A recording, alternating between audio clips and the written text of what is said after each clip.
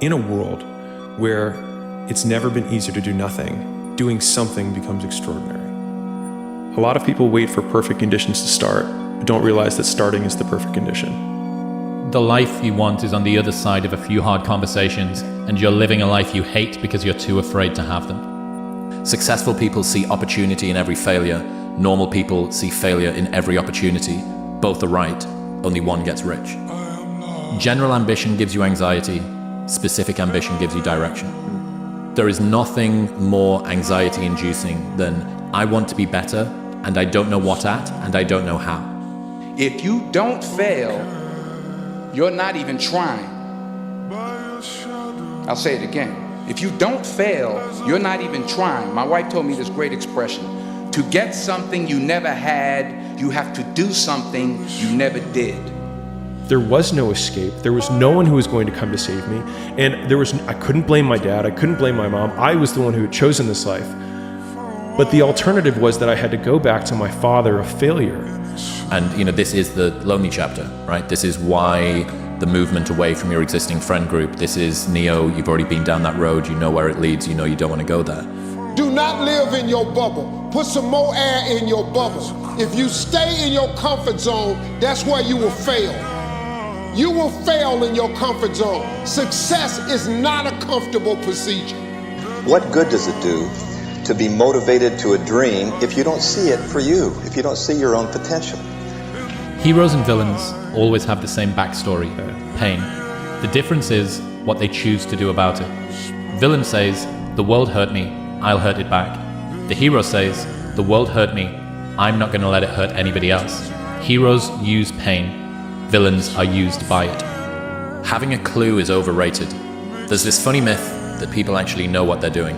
I've spent time around some of the richest, smartest, highest status people on the planet, and let me tell you, it's idiots all the way up. Normalize saying, I don't have a clue, I'm going to work out how to do it anyway. Having a clue is overrated. Losers let it happen, winners make it happen. Losers see thunderstorms, winners see rainbows. Losers see icy streets, winners put on their ice skates. Losers take chances, winners make choices. It's all in the way you choose to think. And Earl Nightingale and the scriptures and people through the years have said it best. You do become what you think about most of the time. And most of the time you and I think about winning and success and positive opportunities. And we control that. 400 trillion to 1. When you understand that math, how can't you live your life? That's how rare it is to be a human being. And what are you waiting for? Like, you've been given this ridiculous triple miracle. Like, you're literally more likely to win the lotto 10 times in your life than actually have a life. So I ask you, my friends, with this one life, you're gonna sit on your couch and dwell. You're gonna be upset about some shortcoming. You're gonna be upset about that thing that happened last week that fucked you up. I'm asking you, I'm promising you, please take this swing. Make this at bat. Then there's the athletes who train to win. They train every day, every session, so that they win on match night. And then, I remember saying to Adam's group, there are just those very few players who train to dominate. They train so hard that winning is inevitable. Train, study, work, practice. Train, study, work, practice. Train, study, work, practice. And eventually, you will increase your confidence. I work hard now, so the second half of my life, I can do whatever the fuck I want. That's been my mentality. It's like, I'm not gonna trick off my early years for partying and then worry about struggling, how I'm gonna make it, how I'm gonna take care of my family, how I'm gonna take care of everybody else. Like, that's not gonna be me. I'm gonna grind it out now. You know what I'm saying? I'm gonna set up the foundation so I can enjoy myself later. You have a great life in front of you. But your great life is in front of you. It's not behind you. What you did back there ain't got nothing to do with what God got for you. What you did back there was learn the lessons to get you to where you are at this particular moment right here. But what God got for you, do you know, man, that you can actually mess your life completely up? You can jack it all the way up and you can turn around and get it right. Do you understand that? Do you understand that you could have had a baby out of wedlock and still be all right? Do you know that you can be divorced multiple times and still be okay? Do you understand that you cannot have a degree and still be just fine? You wanna know how I know? Because I'm telling you what I know. I lost everything twice. I don't know if you've ever lost everything before, but I've been bottomed out twice. I done seen rock bottom 2 times. I've been through some walls up in here, man. I'm just trying to tell you, man, God is really with you. It says, imagine you're on your deathbed, and standing around your deathbed are the ghosts representing your unfulfilled potential, the ghost of the ideas you never acted on, the ghost of the talents you didn't use, and they're standing around your bed, angry, disappointed, and upset.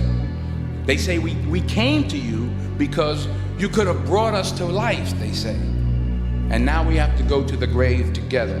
So I ask you today, how many ghosts are going to be around your bed when your time comes? I know that until you make a decision that you no longer want to feel how you feel, or you no longer want to think the way that you think, or you no longer want to have the kind of results or no results that you have, until you make that decision that, you know what, I know I don't feel great, I know I doubt myself, I know I've had a lot of bad things happen, I know there's a lot that I regret, but damn it, with the time that I have left in my life, I really want to start to enjoy myself. I want to take better care of myself. I want to feel happy. You don't even have to believe you deserve it yet. You can just want it. You've got to start there. You've got to start with wanting something better for yourself. And then I personally think the most important thing is to start acting like the person who has the things that you want right now, even though you don't feel like it. Understanding that you're not here to be happy. You're here to live life. You're here to experience suffering. You're here to experience tribulation. Yeah. You're here to hurt. You're here to experience heartbreak, pain, joy, pleasure, every single avenue, every single emotion. Why would you limit yourself from experiencing that? Why? Because you're scared? There's a lot of men struggling right now. There's a lot of men, if you know, I talk about it a lot, that if you look at the stats around suicidality in the UK, the thing that's most likely to kill someone between the age of like 18 and 40 is themselves, for a man. You know, so men are clearly struggling in some capacity with purpose or meaning or something. So I almost feel like, you know, a lot of these sort of toxic influences of what a man should be have now emerged to offer answers. But I doubt those toxic influences. And I say there's got to be another role model, another sort of blueprint for what it is to show up as a man. The bigger the mountain you're trying to climb, the bigger the W you're trying to get, typically the more delayed it is. Longer the lag. Yeah, between when you start behaving like a winner and when you start being a winner. And most people don't get the fast enough feedback loop to know that they're on the right path when they are taking these first steps in the right direction, because they have this really big goal, but they forget that with that really big goal comes the even longer delay that it takes to get there. You can't wait for everything to be perfect to start living your life.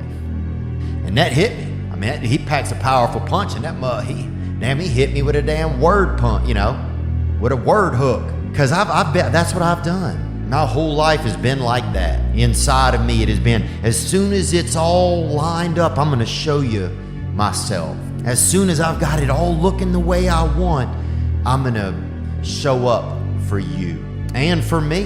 And man, those were just powerful words that hit me this year. And I'm not trying to preach at you or anything. I'm burning that candle up. I'm burning this candle down, and I'm saying as soon as it gets bright enough or warm enough in here, I'm gonna show up. But the candle's getting smaller.